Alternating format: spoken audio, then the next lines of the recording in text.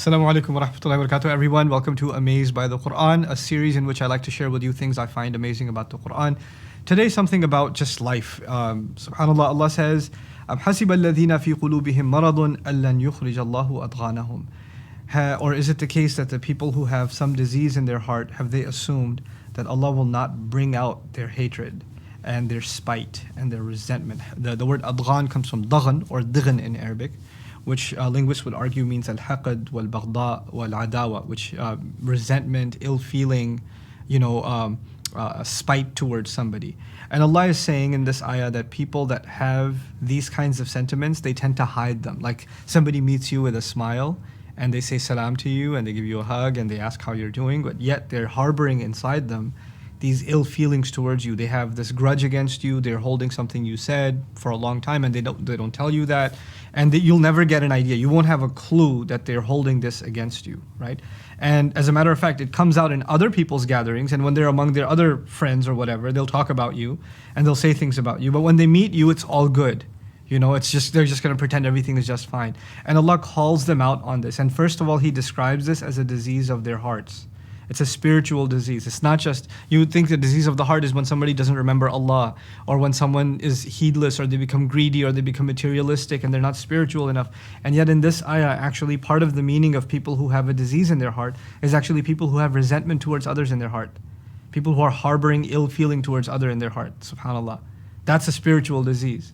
And then, not only is that a disease, do they really think they're going to be able to hide it? Allah will be the one. أَلَّنْ يُخْرِجَ اللَّهُ أَضْغَانَهُم. Allah will bring out all forms of their resentments in one way or the other. Though it doesn't matter how much they try to hide it and how much they try to, conceal it because of some agenda or some advantage they want to take, or they don't think it's it's going to be best for them to let people know how they truly feel. And yet Allah will actually bring it out. You don't have to bring it out, and somebody else doesn't have to expose it. It will be Allah Himself who will present the opportunity. He'll create the circumstance where their grudge and their resentment and their spite is going to make its way to the surface. You're going to see it for what it is. SubhanAllah. Allah will create those situations. Now, this is not just about some people, like as you're watching this, you're like, I can think of someone who's holding these grudges and Allah will bring it out one day. Well, Allah hasn't brought it out, which means you shouldn't be making assumptions, But this is about you and me ourselves. Something I learned in life that actually was inspired by this ayah, a policy.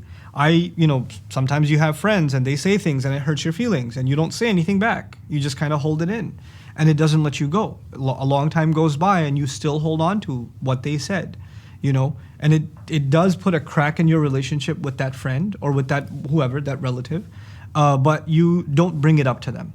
I have a policy that I'd even like to recommend when it comes to this stuff. You shouldn't hold back. You should actually be loving and transparent and honest in the relationships that you have in life.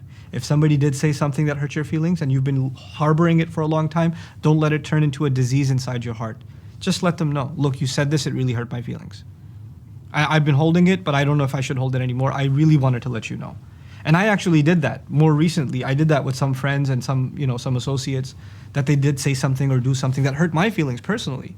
And I held it for years. And then they eventually came back and said, you don't call me as often as you used to. And before I would have said something like, I'm busy, this, that. But actually I decided, you know what? Yeah, you're right. I don't call you because of this one thing that really hurt me. And I just felt like I shouldn't call you as much. You want to talk about it? Yeah, let's talk about it. And we'd have a 30, 40-minute chat and things would get resolved. And actually our relationship would become better than it ever had been before. Just because you came clean. Just because you didn't let it inside. That's not patience. That's not you being righteous. It's just you allowing for some sickness in your heart to get bigger and bigger and bigger. We're not angels. We don't forget this stuff. We have to resolve it. It's okay. It's okay when people resolve things with each other. And we have to find healthy ways of doing that. May Allah make us courageous enough to have openness in our relationships, in our communication, without being offensive. And may Allah Azza wa Jal keep us from those who harbor these kinds of ill feelings until Allah Himself brings them out. Barakallahu li wa lakum. Assalamu alaikum wa rahmatullahi wa barakatuh. Assalamu alaikum wa rahmatullah. If you enjoyed this video, please do share it with friends and family. If you want to see more videos from this series, click on the box at the top. If you want to see other videos, click on the box at the bottom.